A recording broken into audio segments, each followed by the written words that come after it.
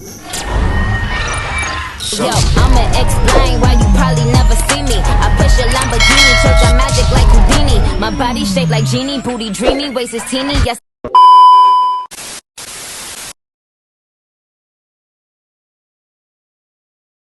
Assalamualaikum warahmatullahi wabarakatuh. Perkenalkan, nama saya Indah Damayanti. Saya mahasiswa di Universitas Sumatera Utara, Fakultas Ekonomi dan Bisnis. Dari beberapa jurusan yang ada di ekonomi dan bisnis, saya sendiri mengambil jurusan akuntansi. Dari beberapa mata pelajaran yang saya ambil, saya ingin mempresentasikan mata pelajaran akuntansi keuangan lanjutan pertama yang berjudul firma. Firma adalah suatu bentuk persekutuan antara dua orang atau lebih untuk menjalankan badan usaha di bawah satu nama yang digunakan bersama untuk memperluas usahanya atau untuk memperoleh laba. Firma terdiri dari anggotanya minimal sebanyak 2 orang atau lebih yang semuanya belum mempunyai usaha atau dapat merupakan perluasan dan perusahaan perseorangan. Dan setiap anggota firma memiliki tanggung jawab penuh atas badan usaha ini. Tujuan pendirian firma ini biasanya adalah untuk memperluas usaha dan menambah modal agar lebih kuat dan mampu bersaing dengan yang lainnya. Firma biasanya disebut juga persekutuan atau partnership, sebab perusahaan yang berbentuk firma memang didirikan oleh orang-orang atau sekutu-sekutu sebagai pemilik dan firma tersebut. Dengan demikian, pemilik firma disebut dengan anggota atau sekutu atau partner. Pengertian firma menurut para ahli. Yang pertama, Slagter.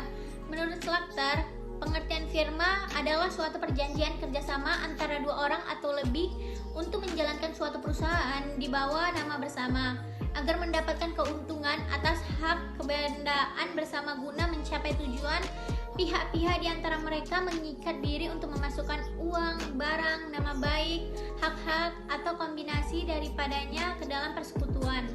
Yang kedua, Weri. Menurut Weri, pengertian firma adalah perseorangan yang menjalankan suatu perusahaan di bawah nama bersama yang tidak sebagai perseorangan terbatas.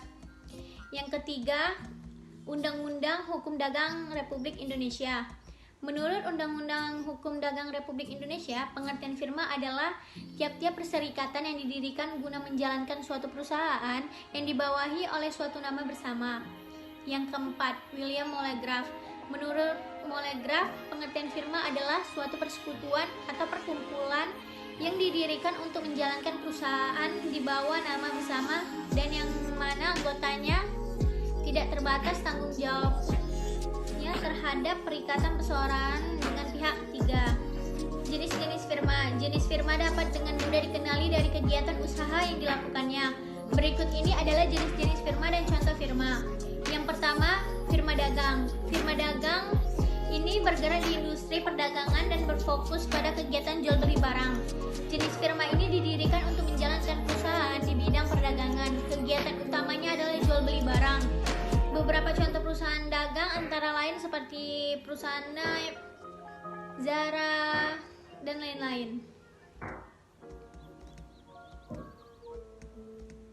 Yang kedua, firma jasa. Firma ini bergerak di dalam industri jasa dan berfokus pada penjualan jasa berdasarkan keahliannya. Misalnya firma hukum, kantor pengacara, dan firma akuntansi, kantor akuntan publik.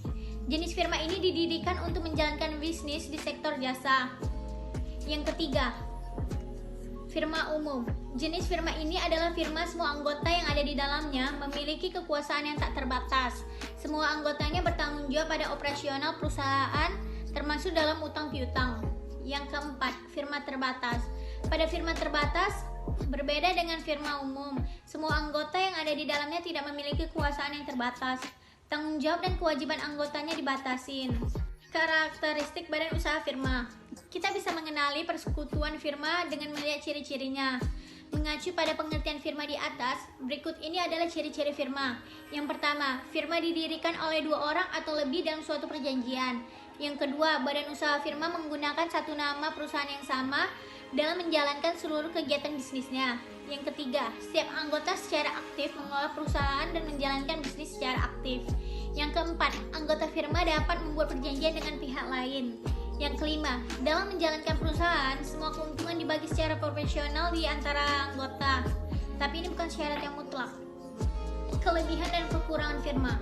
Kelebihannya adalah yang pertama, prosedur pendiriannya yang mudah. Yang kedua, modal perusahaan yang relatif besar dengan adanya gabungan modal dari anggotanya. Yang ketiga, keputusan firma didasarkan dari pertimbangan seluruh anggota. Yang keempat, semua pemilik modal aktif ikut mengelola perusahaan. Yang kelima, adanya pembagian kerja sehingga kemampuan manajemen firma lebih efektif dan efisien. Kekurangan firma adalah yang pertama, semua anggota firma bertanggung jawab pada utang perusahaan. Yang kedua, kerugian firma ditanggung bersama oleh semua anggota termasuk jika diperlukan penggunaan kekayaan pribadi untuk menutupi kerugian. Yang ketiga, tidak ada pemisah antara kekayaan firma dan kekayaan pribadi. Yang keempat, kelangsungan firma tidak terjamin karena firma akan bubar jika ada anggota yang keluar. Yang kelima, akan menimbulkan perselisihan jika pembagian keuntungan yang kurang adil. Contoh soal pembentukan firma. Pada tanggal 31 Januari 2021, Cindy dan Meni sepakat membentuk firma.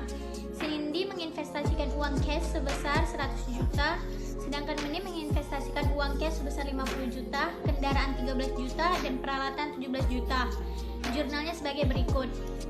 Investasi Cindy, cash, di debit 100 juta, modal Cindy 100 juta di kredit. Investasi Meni, cash 50 juta di debit, kendaraan 13 juta di debit, peralatan 17 juta di debit, modal Meni 80 juta di kredit. Seperti yang ada di PPT saya, ini adalah contoh laporan posisi keuangan firma Cindy Meni, laporan posisi keuangan 31 Januari 2021. Aset kas 150 juta, peralatan 17 juta, kendaraan 13 juta, total aset 180 juta. Liabilitas dan modal. Modal Cindy 100 juta, modal Meni 80 juta, total liabilitas dan modal 180 juta. Penyebab bubarnya firma. Berikut adalah hal-hal yang menyebabkan bubarnya firma, yaitu pertama, jangka waktu berdirinya firma telah berakhir sesuai ketentuan pada akta pendirian. Yang kedua, adanya anggota firma yang keluar karena pengunduran diri atau dipecat. Yang ketiga, telah selesai usaha yang dijalankan oleh firma atau musnahnya barang.